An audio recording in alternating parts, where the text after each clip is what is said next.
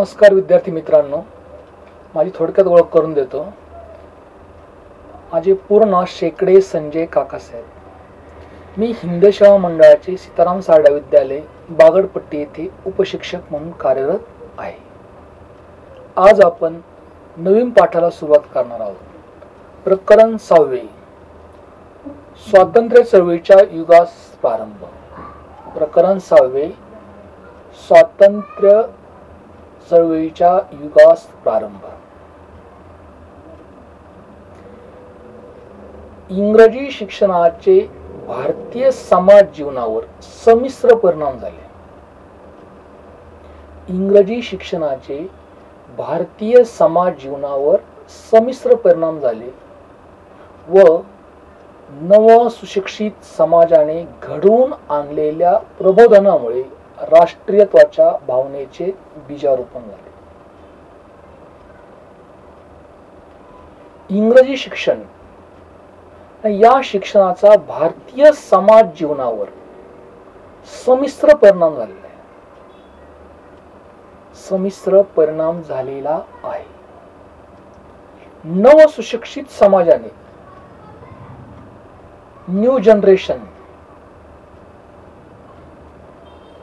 यांनी घडवून आणलेल्या समाज प्रबोधनामुळे राष्ट्रीयत्वाच्या भावनेचे बीजारोपण झालेले आहे. तसेच भारताच्या विविध भागातील चळवळीमुळे वेगवेगळ्या प्रांतातील राजकीय संस्थानाचे एकसूत्रीकरण करणे, राजकीय दृष्ट्या जागृत असलेल्या विविध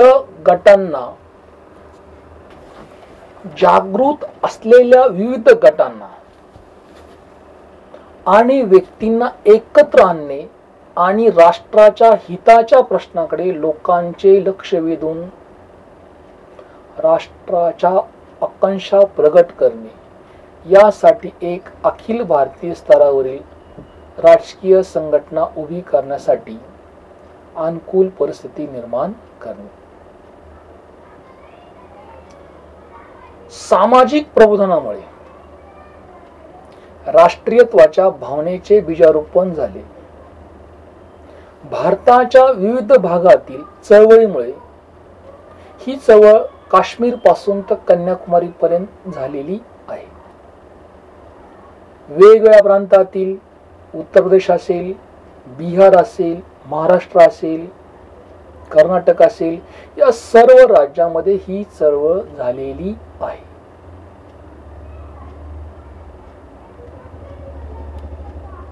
राजकीय संस्थानांचे एकसूत्रीकरण करणे, राजकीय दृष्ट्या जागृत असलेल्या विविध गटांना आणि व्यक्तींना एकत्र आणणे हा मुख्य हेतू होता.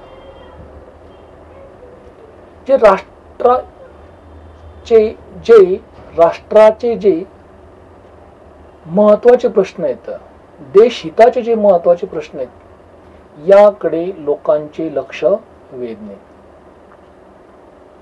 राष्ट्राच्या आकांक्षा प्रगट करणे,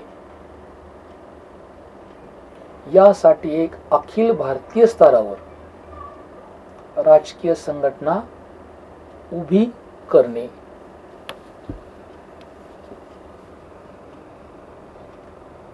किंवा त्यासाठी अनुकूल अशी परिस्थिती निर्माण करणे.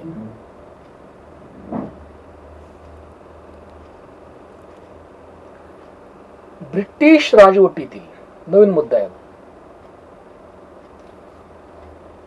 प्रशासकीय केंद्रीकरण. ब्रिटिश प्रशासनामुळे भारतात खऱ्या अर्थाने एकछत्री अंमल सुरू झाला. ब्रिटिश राजवटीतील प्रशासकीय केंद्रीकरण. ब्रिटिश प्रशासनामुळे भारतात खऱ्या अर्थाने एकछत्री अंमल सुरू झालेला होता. देशभर समान धोरणे, सर्वांना कायद्यासमोर समान दर्जा, यामुळे लोकांमध्ये राष्ट्रीयत्वाची भावना विकसित झाली. प्रश्न असा आहे, राष्ट्रीयत्वाची भावना कशामुळे विकसित झाली? राष्ट्रीयत्वाची भावना कशामुळे विकसित झाली? त्याचं उत्तर आहे की ब्रिटिश राजवटीतील जी शासकीय यंत्रणा होती,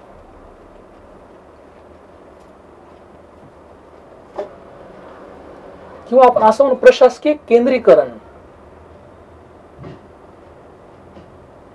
एक छत्री अंमल, देशभर समान धोरणे, कायद्यासमोर, न्याय देवतेसमोर सर्व समान आहेत, आणि यामुळे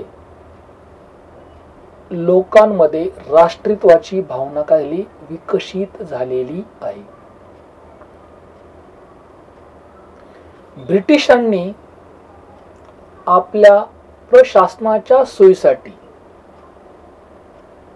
व लष्कराच्या जलद हालचालीसाठी रेल्वे, रस्ते यांचे जाळे उभारले. परंतु या भौतिक सुविधांचा भारतीयांनाही फायदा झाला. प्रशासकीय सोयीसाठी ऍडमिनिस्ट्रेशन्स व लष्कराच्या सोयीसाठी, लष्कराच्या जलद हालचाली होण्यासाठी संपूर्ण भारतामध्ये रेल्वेचं जाळं निर्माण करण्यात आलं. हे जे काही केलेलं आहे ते ब्रिटिशांनी आपल्यासाठी केलेलं आहे असं नाही, तर ते प्रशासन आणि लष्कर यांच्या हालचाली जलद गतीने होण्यासाठी, लष्कराच्या सोयीसाठी रेल्वे आणि रस्ते यांचे जाळे उभारले. हे सत्य आहे, परंतु या भौतिक सुविधांचा भारतीयांना खूप फायदा झालेला आहे.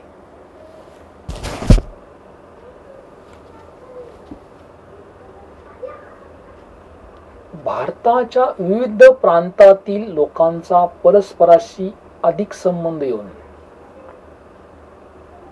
त्यांच्यामधील संवाद वाढला व राष्ट्रभावना वाढीला लागली. वरील सोयी सुविधांमुळे भारतीयांना त्याचा खूप फायदा झाला, कारण विविध प्रांतातील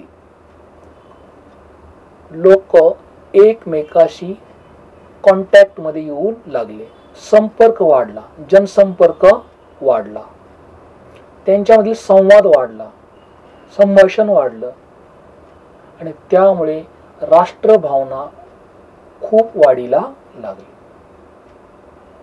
अशा रीतीने भारतीय जनतेला त्याचा फायदा झालेला आहे. आता जो नवीन मुद्दा आहे आर्थिक शोषण. भारताच्या संपत्तीचा ओघ अनेक मार्गाने इंग्लंडकडे सुरू झाला.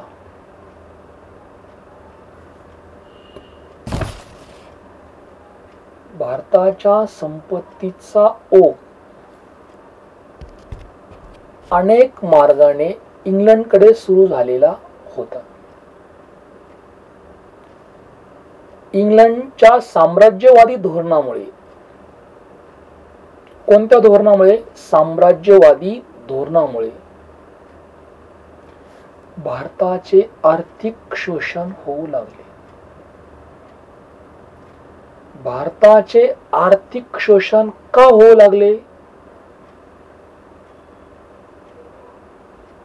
भारताचे आर्थिक शोषण का होऊ लागले? कारण भारताच्या संपत्तीचा जो ओघ होता हा अनेक मार्गाने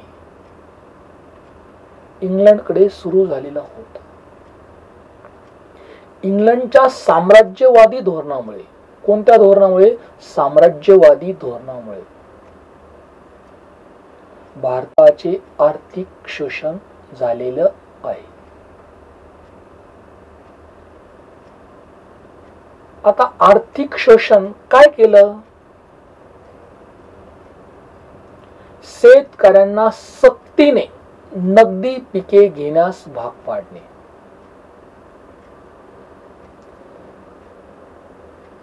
शेतकऱ्यांना कोणत्याही प्रकारचं स्वातंत्र्य त्यांनी दिलेलं नव्हतं. आम्ही जे सांगू तेच पीक तुम्ही घ्यायचं, अशी सक्ती ब्रिटिश गव्हर्नमेंटने भारतीय शेतकऱ्यावर केलेली होती. शेतकरी गरीब का झाला? ब्रिटिशांच्या काळात शेतकरी गरीब का झाला? तर शेत साऱ्याचे ओझे सतत त्यांच्या डोक्यावर असे. दुसरं नैसर्गिक कारण दुष्काळ. यामुळे भारतीय शेतीचा कणा मोडला आणि पारंपरिक उद्योगधंद्यांचा ऱ्हास झाल्याने बेकारी वाढली व भांडवलदाराकडून कामगार वर्गांचे शोषण होत असे. मध्यम वर्गावर नवनवे कर लादले. अशा प्रकारचा अन्याय ब्रिटिश गव्हर्नमेंटने भारतीयावर केलेला होता. काय केलं होता? तर सक्तीने आम्ही जे सांगू तेच पीक तुम्ही घ्यायचं.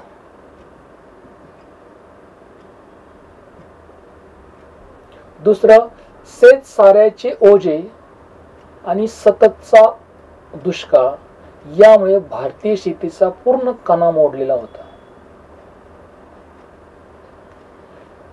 पूर्वी खेड्यामध्ये, ग्रामीण भागामध्ये जे पारंपरिक उद्योग होते, व्यवसाय होते, ते बंद पडले आणि हे व्यवसाय आणि उद्योगधंदे बंद पडल्यामुळे बेकारीचं प्रमाण वाढलं.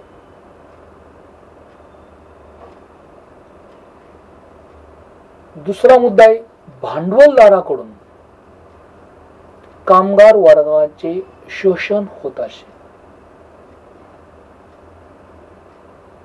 तसेच मिडल क्लास, मध्यम वर्ग यांच्यावर ब्रिटिश गव्हर्नमेंटने नवनवीन असे कर लादले.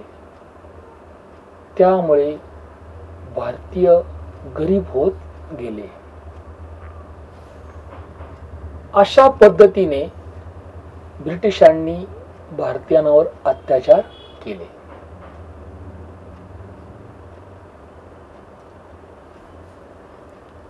आणि यामुळे लोकांच्या मनात असंतोष खदगदत होता. ब्रिटिशांचा राग येत होता. शेतकरी आणि कामगार आणि मध्यम वर्ग यांचे आर्थिक दृष्ट्या अतोनात असे ब्रिटिश गव्हर्नमेंटने नुकसान केलेले होते. कोणाचे? शेतकऱ्यांचे, कामगारांचे आणि मिडल क्लास म्हणजे मध्यमवर्गीयांचे. यामुळे या लोकांच्या मनात ब्रिटिशांविरुद्ध असंतोष होता, राग होता. आता आपण नवीन मुद्दा पाहू, पाश्चात्य शिक्षण, फॉरेन एज्युकेशन.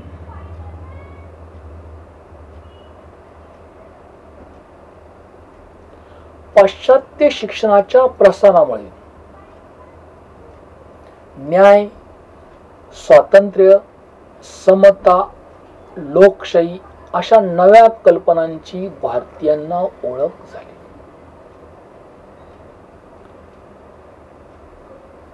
कोणत्या नव्या कल्पनांची भारतीयांना ओळख झाली? तर न्याय, नंबर 2 स्वातंत्र्य, 3 समता, 4 लोकशाही अशा नव्या कल्पनांची भारतीयांना काय झाली, ओळख झालेली आहे. कशामुळे झाली ती? तर पाश्चात्य शिक्षण,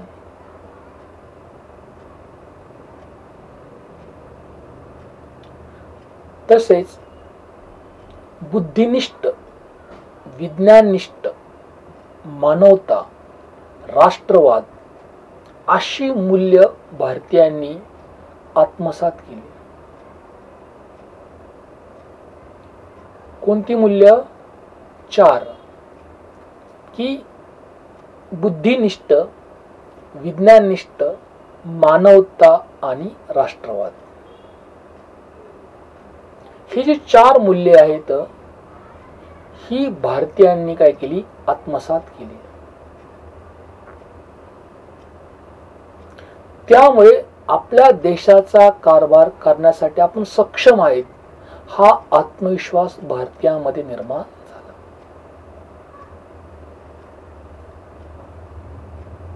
कोणता आत्मविश्वास निर्माण झाला? की आम्ही आमच्या देशाचा राज्यकारभार करू शकतो.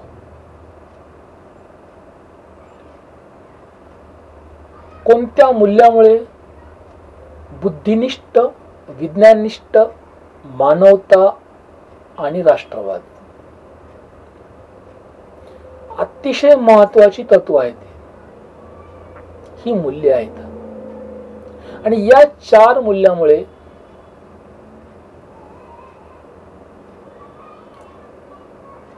भारतीयामध्ये 100% फुल कॉन्फिडन्स, पूर्ण आत्मविश्वास आला होता की आम्ही आमच्या देशाचा राज्यकारभार चांगल्या रीतीने करू शकतो. आम्ही सक्षम आहेत. आमच्या देशाचा राज्यकारभार करण्यासाठी आम्ही सक्षम आहेत. हे वरील तत्वामुळे त्यांच्यामध्ये आत्मविश्वास निर्माण झालेला होता. या मूल्यांच्या आधारावर आपल्या देशाची उन्नती साधावी अशी भावना रुजू लागली. इंग्रजी भाषेमुळे भाषिक विविधतेने संपन्न असलेल्या भारताला संपर्काचे एक नवे माध्यम मिळाले. आपल्या देशामध्ये अनेक भाषा बोलल्या जातात. त्यामुळे संपर्क करण्यामध्ये अडचण येत असे. कम्युनिकेशन्स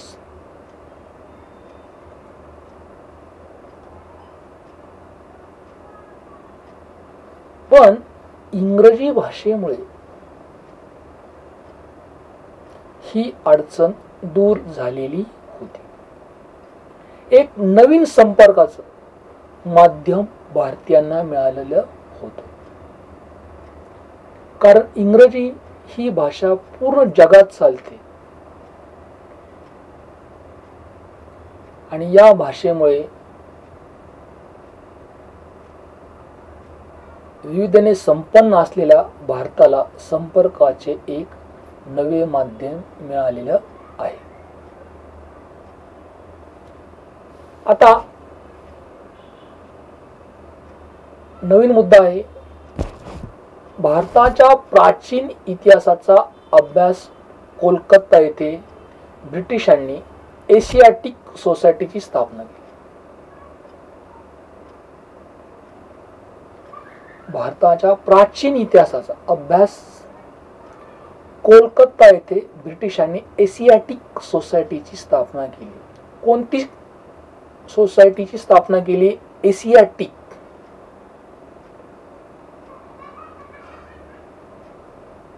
कोणी केली? ब्रिटिशांनी केली. आणि भारतीय व पाश्चिमात्य विद्वानांनी भारतीय संस्कृतीचा अभ्यास सुरू केला.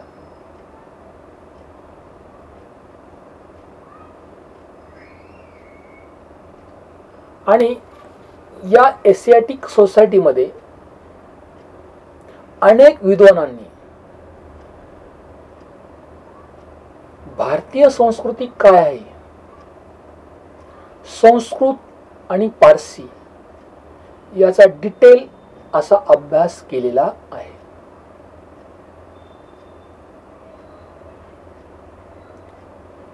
भारतामधील ज्या अन्य भाषा आहेत त्या भाषांमधील हस्तलिखिते तपासून ते हस्ताक्षर तपासून त्यावर संशोधने प्रसिद्ध केली, रिसर्च केलं, त्या हस्तलिखितावर काय केलं, रिसर्च केलं, संशोधन केलं. हे सर्व कुठे घडलं? कोलकाता येथे. कोणत्या सोसायटीमध्ये? Asiatic society. कोणी कार्य केलंय? अनेक भारतीय व पाश्चिमात्य विद्वानांनी या सर्व गोष्टींचा बारीक अभ्यास केलेला आहे.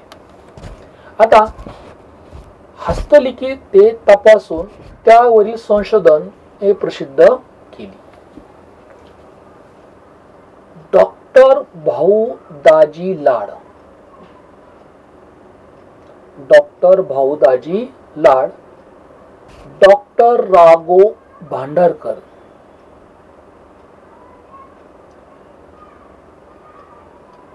डॉक्टर राघो भांडारकर अशा काही भारतीय विद्वानांनी प्राचीन भारतीय संस्कृतीचा सखोल अभ्यास केला.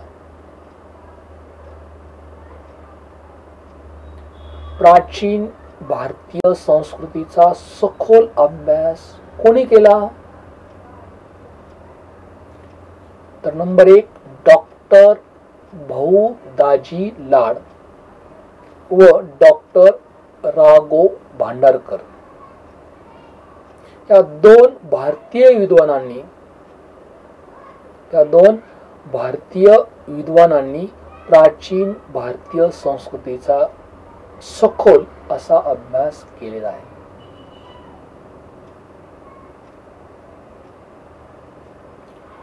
भारतीय संस्कृती ही जगासमोर आणली.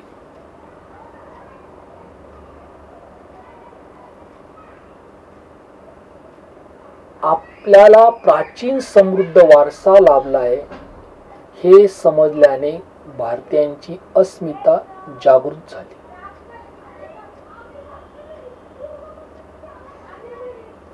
भारतीय संस्कृती, इंडियन कल्चर यांचा डिटेल अभ्यास केल्यामुळे आपल्याला प्राचीन आणि समृद्ध असा वारसा लाभलेला आहे. हे जेव्हा भारतीयांच्या लक्षात आले, त्यांना समजले, तर त्यांच्यामधील अस्मिता ही जागृत झालेली आहे. उदाहरण द्यायचं असेल तर पुणे येथे भांडारकर प्राच्य विद्या संशोधन मंदिर ही संस्था गेल्या 100 वर्षापासून कार्यरत आहे. कोणती संस्था? भांडारकर प्राच्य विद्या संशोधन मंदिर. किती वर्षापासून ही संस्था कार्यरत आहे? गेल्या 100 वर्षापासून ही संस्था कार्यरत आहे.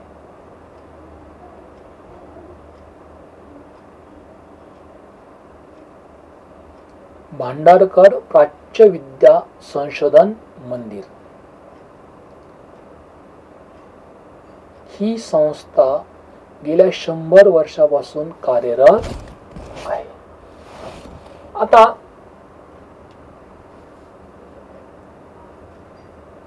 वर्तमानपत्रे आपण दररोज वाचतो. मग हे वर्तमानपत्राचं कार्य काय आहे? वृत्तपत्राचे कार्य न्यूज, बातम्या,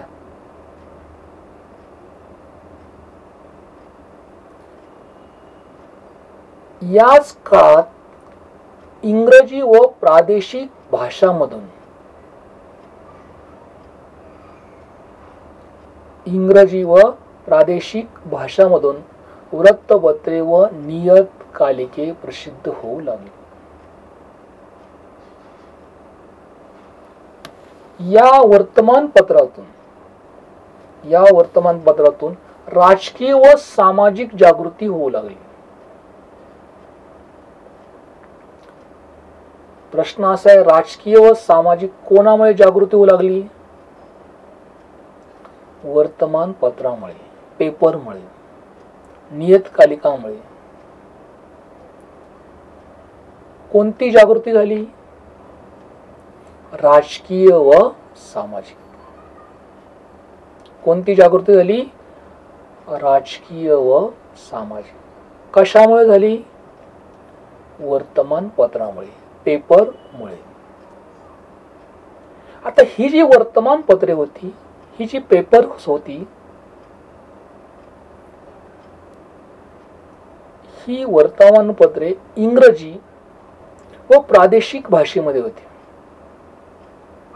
इंग्रजी व प्रादेशिक भाषेमध्ये. प्रादेशिक भाषा म्हणजे कोणती? महाराष्ट्र असेल, मराठीमधून. प्रत्येक राज्याची एक प्रादेशिक भाषा आहे. त्या भाषेमधून ही वर्तमानपत्रे छापली जायची.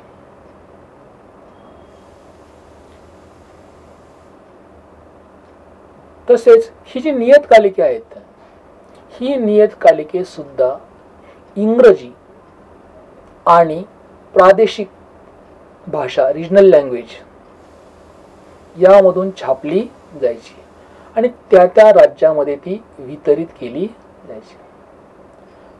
याचा फायदा काय झाला आपल्याला? तर राजकीय व सामाजिक जागृती या दोन गोष्टीमुळे झालेली आहे. वर्तमानपत्रे आणि नियतकालिके. आता त्या काळातली म्हणजे ब्रिटिशांच्या काळातील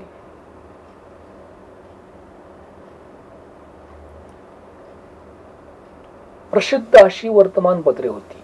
नंबर 1, ती वर्तमानपत्राची नावे आपण पाहू. त्या काळातील वर्तमानपत्रांची यादी आपण पाहू. दर्पण, प्रभाकर हिंदू, अमृत बाजार पत्रिका,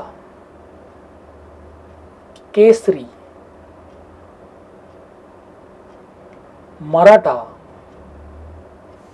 अशा वर्तमानपत्रातून सरकारच्या धोरणावर टीका होऊ लागली. अतिशय महत्वाची भूमिका केलेली या वर्तमानपत्रांनी. कोणती वर्तमानपत्रे आहेत ती? नंबर 1 दर्पण, 2 प्रभाकर हिंदू, अमृत बाजार पत्रिका, केसरी, मराठा अशा वर्तमानपत्रातून सरकारच्या धोरणावर टीका होऊ लागली. या वर्तमानपत्रांनी अतिशय महत्वाची भूमिका केलेली आहे.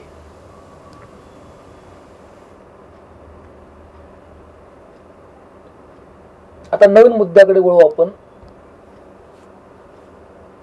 भारतीय राष्ट्रीय सभेची स्थापना.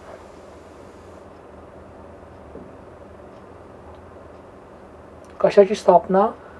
भारतीय राष्ट्रीय सभेची स्थापना.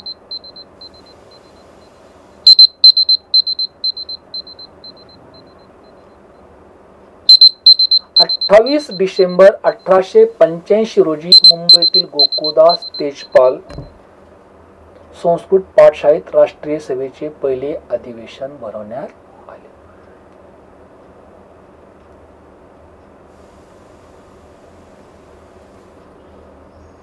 तर विद्यार्थी मित्रांनो, आपला लेसन इथे संपलेला आहे. उर्वरित भाग आपण पुढच्या भागात पाहू. धन्यवाद.